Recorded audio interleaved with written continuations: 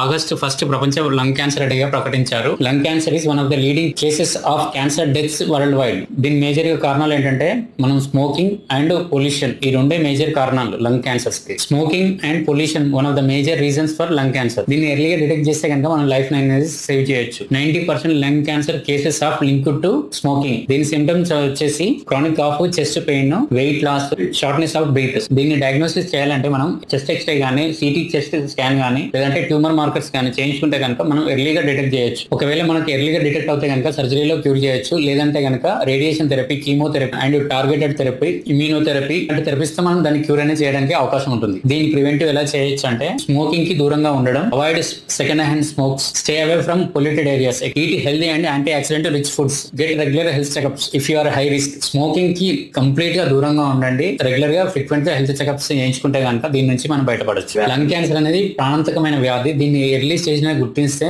మీరు కానీ మీ జీవితాలను కానీ సేవ్ చేసుకోవచ్చు. ఇప్పుడు మన మ్యాట్రిక్స్ డయాగ్నోస్టిక్స్ లంగ్స్ రిలేటెడ్ గా కొన్ని టెస్ట్లు అయితే అవైలబుల్ గా ఉన్నాయి. Sputum related, sputum cytology and chest x ray and tumour marker test available గా ఉన్నాయి మన దగ్గర. Stay safe and stay healthy.